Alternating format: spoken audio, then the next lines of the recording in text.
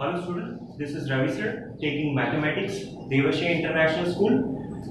Last time हमने जो chapter शुरू किया था lines and angles, right. Last time हमने उसके बारे में कुछ बेसिक कॉन्सेप्ट्स के बारे में नॉलेज लिया था, कुछ टर्म्स को हमने डिफाइन किया था, राइट। आज भी हम इस लेक्चर के अंदर जो है कुछ बेसिक कॉन्सेप्ट्स के बारे में थोड़ा और जानकारी लेंगे, ठीक है। उसके बाद में भी आगे के एग्जाम्पल्स और जो एग्जाम्स हम प्रूव करेंगे, ठीक है। तो आज जो हम पढ़ रहे हैं स्टूडेंट्स, लास्ट टाइम हमने जो टॉपिक को छोड़ा था वो टॉपिक था पेयर्स ऑफ एंगल्स, यानी कि एंगल्स की जोड़ी, राइट। तो कुछ पेयर ऑफ एंगल्स के बारे में हमने उस टाइम पे जानकारी दी थी। अब इस बार हम देख रहे हैं लीनियर पेयर ऑफ एंगल्स, ठीक है। लास्ट टाइम हमने एडजेसेंट एंगल पढ़ा था, ठीक है। तो लीनियर पेयर ऑफ एंगल्स किसे बोलते हैं स्टूडेंट? देखो, if non common arms of adjacent angle. तो एक बार जो एडजेसेंट एंगल के बारे में हमने पढ़ा था उसके बारे में थोड़ी जानकारी लेते हैं। एडजेसेंट का मतलब है आजू बाजू में, राइट। तो ऐसे दो एंगल्स जो एकदम नजदीक नजदीक में आएंगे, ठीक है। या फिर प्रॉपर तरीके से डेफिनेशन देनी है तो हम ऐसे बोलेंगे कि हम एडजेसेंट एंगल किसे बोलते हैं? एडजेसेंट एंगल वो होता है जो दोनों एंगल्स का एक कॉमन आर्म होता है। तो ये जो ब्लू कलर से लाइन है ये कॉमन आर्म कहलाती है। इस एंगल के लिए भी ये है और इस एंगल के लिए भी ये कॉमन आर्म है। एक कॉमन आर्म होता है, दो अनकॉमन आर्म्स होते हैं। तो ये जो रेड कलर से जो मैंने आर्म्स ड्रॉ कर रखे हैं वो अनकॉमन आर्म्स कहलाते हैं। प्लस तीसरा, दोनों एंगल का मीटिंग पॉइंट जो है वो कॉमन होता है। तो B is the meeting point दोनों एंगल्स के लिए। ये हमने एडजेसेंट एंगल के बारे में जो है जानकारी ली थी। अभी लीनियर पेयर ऑफ एंगल्स क्या है, ठीक है। तो लीनियर पेयर ऑफ एंगल्स के बारे में डेफिनेशन है, इफ नॉन कॉमन आर्म्स, कौन से होते हैं नॉन कॉमन आर्म्स? AB और BC, ठीक है। If non common arms of adjacent angles forms a line, वो नॉन कॉमन आर्म को क्या बन जानी चाहिए स्टूडेंट्स? लाइन बन जानी चाहिए। If a non common arm of an adjacent angle forms a line, then those adjacent angles are called the linear pair of angles। Non common arm को line बन जानी चाहिए। देखो कैसे, मान लो मैं इस आर्म को एक बार जो है अपनी जगह से यहां से हटा करके मैं इसको थोड़ा सा यूं ड्रॉ नहीं करके अगर इस अनकॉमन आर्म को मैं अगर ऐसे ड्रॉ करता हूं, ठीक है। तो ये है A, राइट। लास्ट टाइम इस तरह खड़ा था, अब इस तरह से नीचे की तरफ आया है ये अनकॉमन आर्म या नॉन कॉमन आर्म AB और दूसरा है आर्म BC। तो ये दोनों नॉन कॉमन आर्म्स है और ये इस बार क्या बन चुकी है? सीधी लाइन बन चुकी है। पॉइंट A, B और C एक सीधी स्ट्रेट लाइन के ऊपर आती है। तो वही हुआ कि जो नॉन कॉमन आर्म है, आर्म AB और आर्म BC, वो क्या बन चुकी है? It forms a line.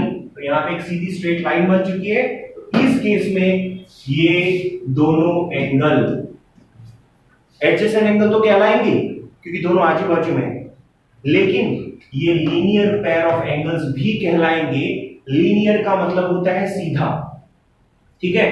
तो ये दोनों एंगल मिलकर के एक सीधी यहाँ पे लाइन बन जाती है, राइट। और जब हमेशा सीधी लाइन बनती है तो एंगल कितने का होता है? 180 डिग्री का एंगल होता है, राइट। तो ये लीनियर पेयर ऑफ एंगल्स बन गई है। क्यों? लीनियर का मतलब सीधा, दोनों एंगल मिलकर के एक सीधी लाइन बनती है, इसलिए इनको लीनियर पेयर ऑफ एंगल बोलते हैं। इसलिए भी लीनियर पेयर ऑफ एंगल बोलते हैं क्योंकि दोनों एंगल का एडिशन करने जाओगे तो 180 डिग्री मिलेगा। तो ये कहलाएगा आपका लीनियर पेयर ऑफ एंगल्स। इसका मतलब ये नहीं है कि ये एडजेसेंट एंगल नहीं है, एडजेसेंट एंगल भी है, लीनियर पेयर ऑफ एंगल्स भी है, ठीक है। तो ये हो गया लीनियर पेयर ऑफ एंगल्स का डेफिनेशन। उसके बाद में हम पढ़ रहे हैं वर्टिकली ऑपोजिट एंगल, ठीक है। अच्छा, इससे पहले मैं आपको यहाँ पे एक और चीज बता दूं कि हर एक linear pair of angles adjacent angle कहलाएगा। जैसे इस केस में लीनियर पेयर ऑफ एंगल्स हुआ, ये एडजेसेंट एंगल भी है क्योंकि दोनों एंगल्स आजू बाजू में है। तो हर एक linear pair of angles adjacent angle भी कहलाएगा, लेकिन हर एक एडजेसेंट एंगल लीनियर पेयर नहीं कहलाता। मान लो ये एडजेसेंट पेयर ऑफ एंगल मैं यहाँ पे ड्रॉ कर रहा हूं, ठीक है। एक ये एंगल हुआ, एक ये एंगल हुआ, ये एडजेसेंट एंगल है, लेकिन ये लीनियर पेयर नहीं है। क्यों? क्योंकि इसके अनकॉमन आर्म्स जो है वो एक सीधी लाइन नहीं बन रही है, राइट। तो एक अंडरस्टैंडिंग क्लियर है दिमाग में कि हर एक लीनियर पेयर ऑफ एंगल्स जो है वो एडजेसेंट एंगल भी होते हैं, लेकिन हर एक एडजेसेंट एंगल लीनियर पेयर नहीं होता है। ठीक है, नेक्स्ट जो हम डिस्कस कर रहे हैं that is vertically opposite angle. तो वर्टिकली ऑपोजिट एंगल देख लेते हैं। When two lines intersect at each other at a point से O, यानी कि दो लाइन इंटरसेक्ट कर रही है किसी पॉइंट पे जिसको हम बोल रहे हैं O। तो एक ये लाइन हो जाती है, मान लो एक ये लाइन हो गई। ठीक है, इसको मैं बोल देता हूं लेट्स टेक P, इसको Q, इसको R और इसको बोल देता हूं S। एक लाइन है PQ, दूसरी लाइन है RS। ये दो line when two lines intersect, वो क्या हो रही है, इंटरसेक्ट हो रही है कहां पे, each other at a point से O। कहां पे इंटरसेक्ट हो रही है, एट अ पॉइंट O। ठीक है, then there are two pairs of vertically opposite angle. तो उस केस में वर्टिकली ऑपोजिट एंगल की कितनी जोड़ियां बनेगी, टू पेयर्स। ठीक है, कौन से वर्टिकली ऑपोजिट एंगल होते हैं, नाम से ही पता चलता है, वर्टिकली एकदम आमने सामने, ऑपोजिट। ठीक है, वर्टिकली ऑपोजिट एंगल्स, एक ये एंगल उसके सामने ये वाला एंगल, ये कहलाएगा वर्टिकली ऑपोजिट एंगल, और एक ये एंगल और उसके नीचे ये वाला एंगल, ये भी कहलाएगा वर्टिकली ऑपोजिट एंगल। तो एक ये, ठीक है, और एक ये वर्टिकली ऑपोजिट एंगल बोलेंगे कैसे, angle POR and angle SOQ। और दूसरा एक और जो है वर्टिकली ऑपोजिट एंगल का दूसरा एक और पेयर है, एक ये वाला that is angle POS and angle ROQ। ठीक है, तो आमने सामने एक ये हो गया वर्टिकली ऑपोजिट एंगल और एक ये हो गया वर्टिकली ऑपोजिट एंगल। तो ऐसी दो पेयर बने, एक जोड़ी ये है, एक जोड़ी ये है। ठीक है, एक और प्रॉपर्टी आपको याद रखनी है, वर्टिकली ऑपोजिट एंगल हमेशा इक्वल होते हैं। अगर मान लो स्टूडेंट ये अगर लेट्स टेक 80 डिग्री होता है तो ये भी 80 डिग्री होगा, यानी कि vertically opposite angles are always equal. ठीक है, अगर ये मान लो कि लेट्स टेक 100 डिग्री है, ठीक है, तो ये भी 100 डिग्री होगा। हमेशा vertically opposite angles are always equal. ठीक है, तो ये हो गया वर्टिकली ऑपोजिट एंगल। अब हम एक और केस देख रहे हैं students, intersecting and non intersecting lines के बारे में। ठीक है, तो किसे बोलते हैं इंटरसेक्टिंग लाइन, किसे बोलते हैं नॉन इंटरसेक्टिंग लाइन, वो चेक कर लेते हैं। लेकिन उससे पहले जरा ये चीज समझने की कोशिश करते हैं कि मान लो हमें कोई भी दो लाइंस दी हुई है, एक लाइन का नाम है PQ, दूसरे का नाम है RS, कोई भी दो लाइंस हमें दी है, तो कितने केसेस हो सकते हैं स्टूडेंट्स, टोटल 3 केस हो सकते हैं। या तो वो दोनों लाइन एक दूसरे को इंटरसेक्ट करेगी, काटेगी, लाइन PQ एंड RS, या तो वो एक दूसरे को नहीं काटेगी, दैट मींस वो हमेशा पैरेलल रहेगी। और तीसरा केस क्या हो सकता है, वो एक दूसरे के ऊपर आ जाएगी, एक दूसरे के ऊपर लाई हो जाएगी। ठीक है, तो देखो सबसे पहले केस में इंटरसेक्टिंग लाइन किसे बोलते हैं, when two lines have a common meeting point। जब दो लाइन का एक कॉमन मीटिंग पॉइंट होता है, देखो एक ये लाइन है, एक ये लाइन है, कॉमन मीटिंग पॉइंट कौन सा है, ये वाला कॉमन मीटिंग पॉइंट है। ठीक है, तो when two lines have a common meeting point then such lines are called intersecting lines। इसका उल्टा हो जाएगा non intersecting line. when two lines does not have any common meeting point या any common point, तो उस case में जैसे कि यहां पे देख लो ये दो लाइंस है, यहां पर भी एक भी इनके बीच में कॉमन मीटिंग पॉइंट नहीं है, राइट, तो ये हो गया नॉन इंटरसेक्टिंग लाइन। तो याद रखना स्टूडेंट्स, ये हो गया इंटरसेक्टिंग लाइन जो कभी पैरेलल नहीं हो सकती, और ये नॉन इंटरसेक्टिंग लाइन है, जो नॉन इंटरसेक्टिंग लाइन होगी वो हमेशा पैरेलल होगी। और इनके बीच में जो डिस्टेंस होगा, perpendicular common distance, perpendicular common distance कौन सी होती है, यहां पे मान लो मैंने एक पॉइंट ले लिया, तो यहां से सीधी 90 डिग्री पे जो मैं सीधी लाइन ड्रॉ करूंगा ना, उसको बोलते हैं परपेंडिकुलर। वो परपेंडिकुलर कॉमन परपेंडिकुलर कहलाता है। क्यों? क्योंकि वो सीधी लाइन नीचे वाली लाइन के लिए भी है, और ये सीधी लाइन ऊपर वाली जो लाइन है PQ, उसके लिए भी सीधी लाइन है, परपेंडिकुलर है, तो दोनों के लिए परपेंडिकुलर है, इसलिए इसको बोलेंगे कॉमन परपेंडिकुलर। और ये जो डिस्टेंस होता है स्टूडेंट्स पैरेलल लाइन के बीच में हमेशा इक्वल रहता है। लास्ट टाइम डिस्कस कर चुके हैं, इक्विडिस्टेंट होती है, पैरेलल लाइंस एक दूसरे से इक्वल डिस्टेंस पे होती है। ठीक है, ओके।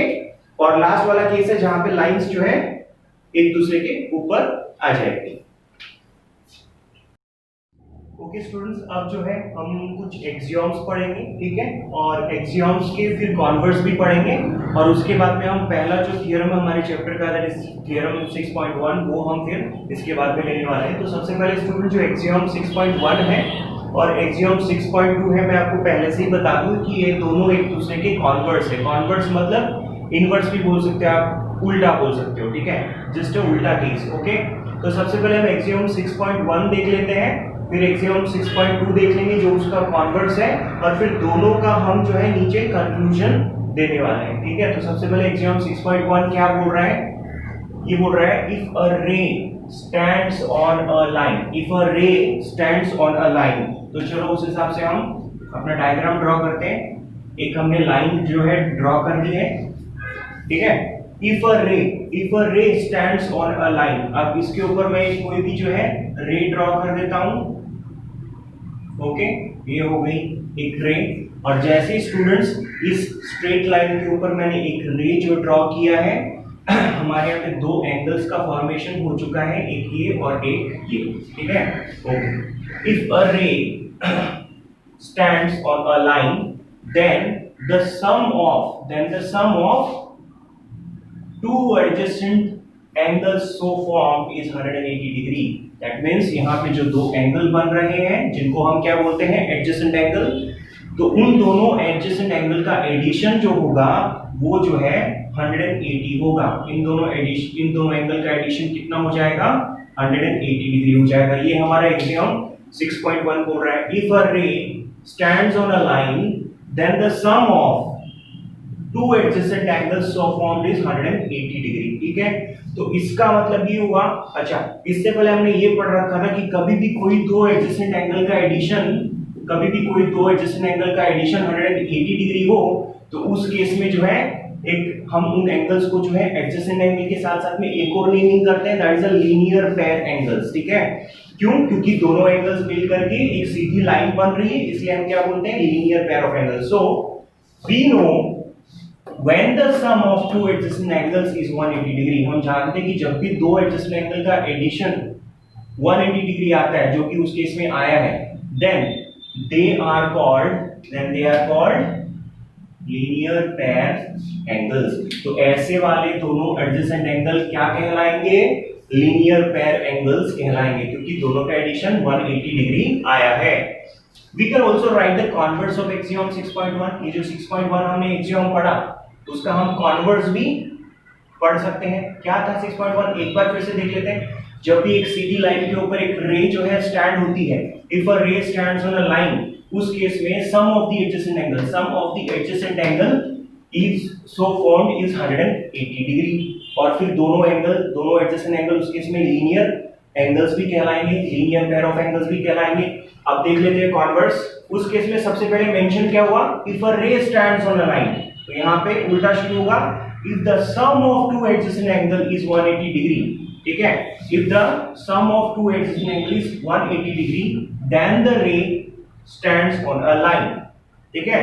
अगर कोई भी दो एडजेसेंट एंगल का एडिशन 180 डिग्री होता है तो एक रे जो होती है उस लाइन के ऊपर स्टैंड करती है, तो उसका जस्ट उल्टा हो चुका है, ठीक है। इसी केस में जो है हम ऐसा समझ सकते हैं कि जो नॉन कॉमन आर्म्स होते हैं they form a line. Adjacent angle के अंदर स्टूडेंट्स ये वाली जो रे होती है इसको हम कॉमन आर्म बोलते हैं, और ये वाली आर्म्स को हम नॉन कॉमन आर्म्स बोलते हैं। तो दोनों के दोनों नॉन कॉमन आर्म्स जो हैं वो मिलकर के क्या बनती है, वो मिलकर के एक सीधी लाइन बनती है। जैसे कि मान लो मैं इनका नेमिंग कर देता हूं, ये हो गया ए, इसको हम बोल देते हैं बी, इसको सी और इसको डी। तो एंगल ए बी डी और angle C B D are both adjacent angle, और यहाँ पे जो नॉन कॉमन आर्म है एक इस बार जो है that is angle A B, sorry arm A B, और यहाँ पे जो है दूसरा है arm B C. A B और बी सी जो है दोनों आर्म्स कहलाएंगे नॉन कॉमन आर्म्स, और वो नॉन कॉमन आर्म्स दोनों मिलकर के क्या बन जा रही है, एक सीधी लाइन बन जा रही है। अब हम देख लेते हैं एक्सियोम 6.1 का जो है कॉन्वर्स, यानी कि उसका कॉन्वर्स हम देख चुके हैं। अब हम देख रहे हैं 6.2 जो है वो एक्सियोम 1 का जो है ठीक विपरीत है। If the sum of two adjacent angles is 180 degree, यहाँ पे शुरुआती कहां से हुई है कि मान लो दो एडजेसेंट एंगल का एडिशन कितना आएगा 180 डिग्री, तो उस केस में जो नॉन कॉमन आर्म्स होंगे स्टूडेंट्स वो हमेशा एक सीधी लाइन बनेंगे, of the angles will form a line. ठीक है, तो जो हमने यहाँ पे देख लिया है। ठीक है, अब इतना सारा पढ़ेंगे, मैं फिर से आपको थोड़ा है ना शॉर्ट में समझा दूं कि एक्सियम 6.1 क्या बोल रहा है, 6.2 क्या बोल रहा है, और दोनों एक दूसरे के उल्टा कैसे हैं। 6.1 क्या बोल रहा है, if a ray stands on a line, एक रे जो है एक लाइन के ऊपर अगर खड़ी है तो उस केस में दो एडजेसेंट एंगल बनेंगे, वो दोनों एडजेसेंट एंगल का एडिशन होगा 180 डिग्री, तो उस वजह से जो नॉन कॉमन आर्म्स होंगे वो एक सीधी लाइन बन जाएगी। ये होती है 6.1। और जो है 6.2 क्या बोल रहा है, पहले से ही बोल रहे हैं, यहाँ पे कुछ मेंशन नहीं किया कि एक रे है जो एक लाइन के ऊपर खड़ी है, इट स्टैंड्स ऑन लाइन, ऐसा मेंशन नहीं कर रहे हैं, वो स्टार्टिंग से ही बोल रहे हैं the sum of the two adjacent angle is 180 degree, दो एडजेसेंट एंगल का एडिशन 180 डिग्री आए तो नॉन कॉमन आर्म्स जो है वो एक सीधी लाइन बन जाती है। ठीक है, तो ये हो गया कॉन्वर्स उसका।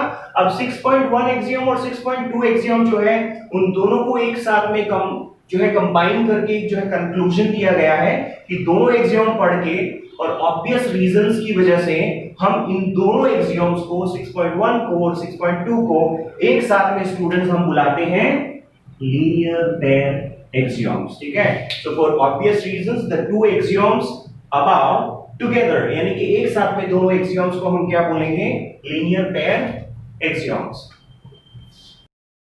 ठीक है स्टूडेंट, अभी हम थ्योरम 6.1 जो है वो देखेंगे और उसको हम प्रूव भी करेंगे। इससे पहले हमने एक्सियम 6.1 और एक्सियम 6.2 किया था, दोनों का कन्वर्ट्स किया था और दोनों को एक साथ में हम लीनियर पेयर एक्सियम्स बोलते हैं। हम सबसे पहले थ्योरम 6.1, तो थ्योरम 6.1 क्या बोल रही है, if two lines intersect each other, अगर कोई भी दो लाइन एक दूसरे को इंटरसेक्ट करे, then the vertically opposite angles are equal, तो उस केस में जो vertically opposite angles होंगे वो हमेशा एक दूसरे के इक्वल होंगे। और vertically opposite angles किसे बोलते हैं हमने लास्ट टाइम देख लिया था, सो एक बार फिर से देख लेंगे। हम जो है डायग्राम ड्रॉ करते हैं। If two lines intersect each other, देखो ये एक लाइन है, ठीक है, इसको मैंने बोल दिया है ए बी, फिर एक दूसरी लाइन में ड्रॉ कर रहा हूं ए बी, और इसको बोल देता हूं मैं सी और इसको डी। ठीक है, अब ये दो लाइन एक दूसरे को इंटरसेक्ट कर रही है और जो जिस जगह पे वो एक दूसरे को इंटरसेक्ट कर रही है वहां पे कॉमन पॉइंट बनता है, तो उसको हमने बोल दिया ओ।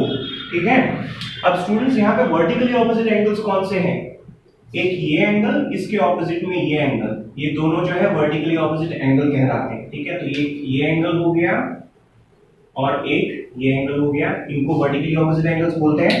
और एक पैर तो ये हो गया और दूसरा जो पैर है वो एक ये एंगल हो गया और एक ये एंगल हो गया। ठीक है, तो ये दूसरी वाली पैर है।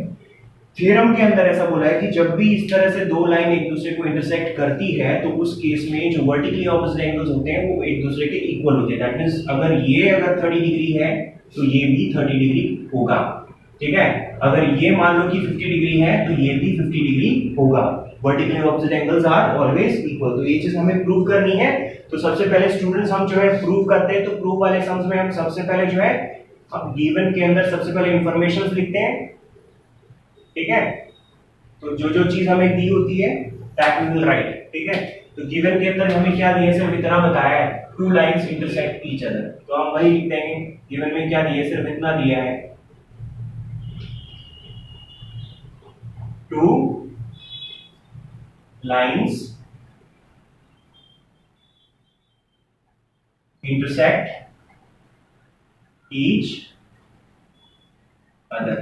ठीक है, इसके बाद में स्टूडेंट्स हमें प्रूफ क्या करना है तो वो भी लिखना पड़ेगा।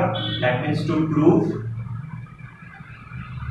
ओके, क्या चीज प्रूव करनी है, हमें vertically opposite angles are equal है ऐसा प्रूव करना है। तो कौन से वर्टिकली ऑपोजिट एंगल्स हैं, angle A O C and is equal to angle B O D, ये चीजें बतानी है। फिर हमें ये बताना है कि angle A O D is equal to angle B O C.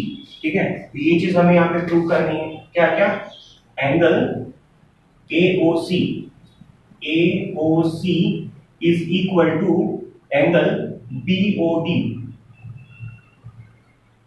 ठीक है, एक ये चीज प्रूव करनी है, और क्या प्रूव करना है, angle AOD is equal to angle BOC। ठीक है, तो हमको थ्योरम में क्या दिया है, two lines intersect each other, सिर्फ इतना दिया तो हमने गिवन में लिखा। हमें प्रूफ क्या करना है, तो टू प्रूफ में हमने लिखा angle AOC is equal to angle BOD, angle AOC this angle is equal to angle BOD, that means this angle. और क्या प्रूव करना है, angle AOD is equal to BOC, angle AOD that means this angle is equal to BOC that means this angle. तो ये दोनों जो है pair of angles एक दूसरे के इक्वल है, वो हमें प्रूव करना है। अब हमारा जो है प्रूफ स्टार्ट होता है। ओके, तो सबसे पहले प्रूफ में हम मान के चलते हैं कि मान लो AB और CD जो है ये दो लाइन इंटरसेक्टिंग लाइन है, और वो कहां पे इंटरसेक्ट कर रही है, O पे इंटरसेक्ट कर रही है। So we will write let AB and CD be two lines intersecting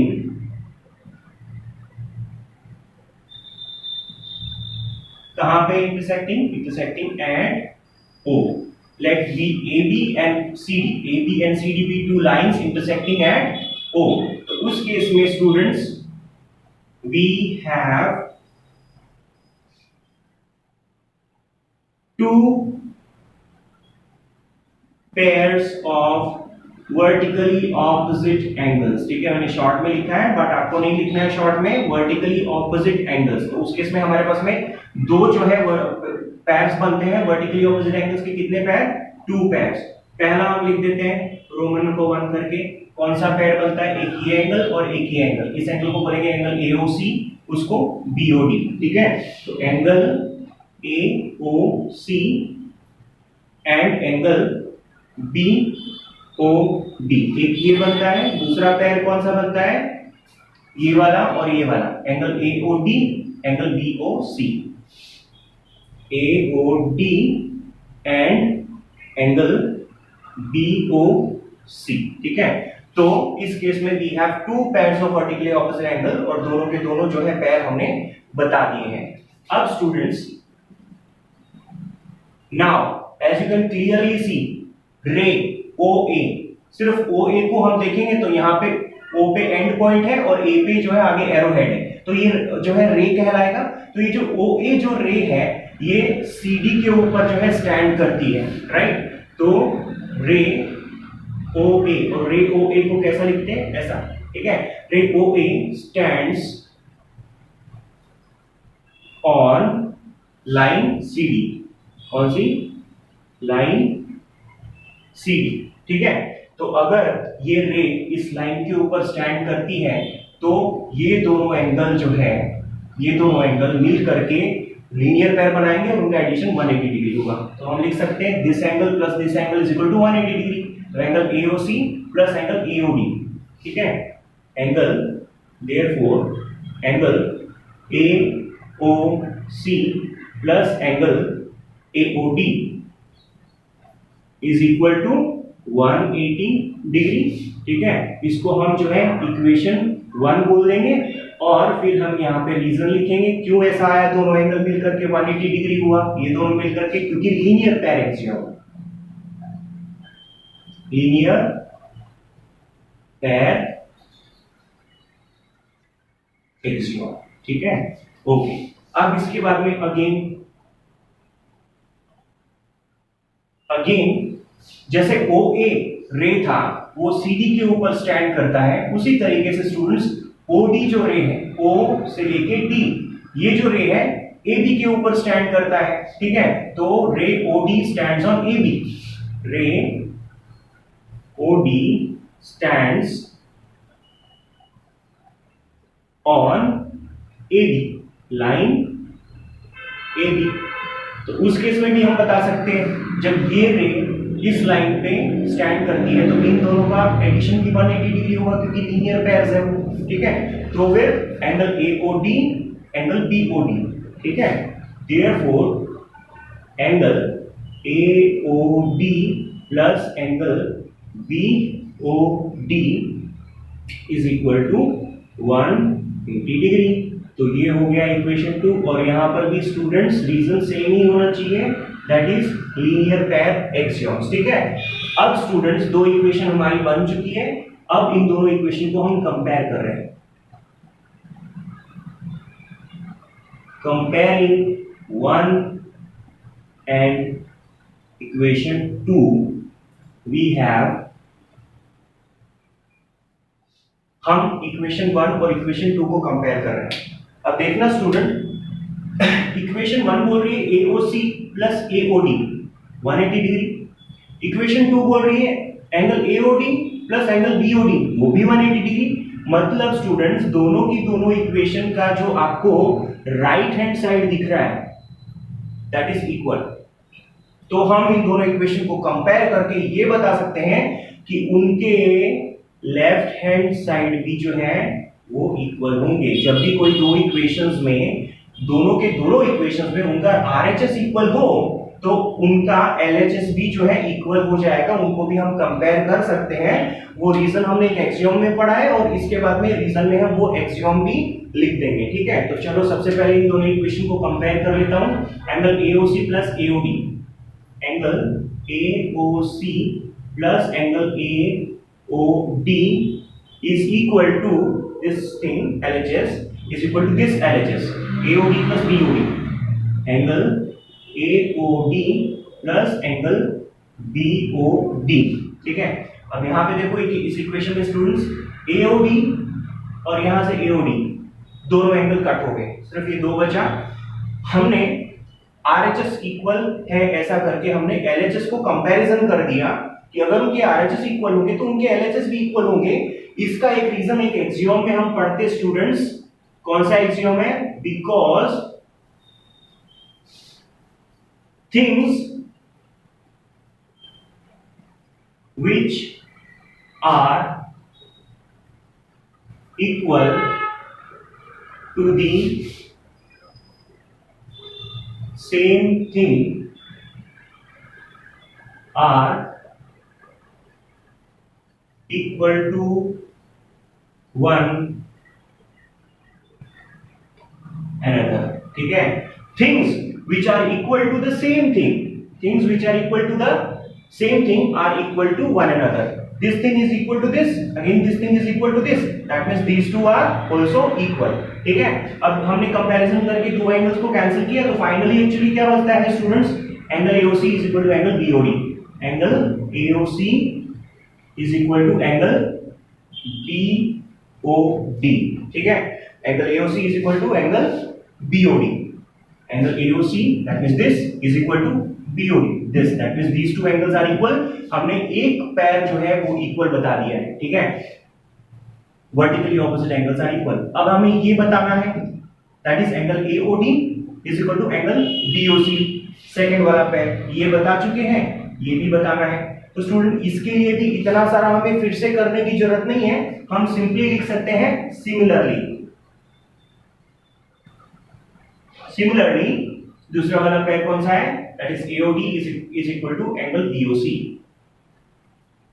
AOD is equal to angle BOC। ठीक है, तो दोनों के दोनों पैर हमने प्रूव कर दिए, hence we can write, hence proved। Okay students,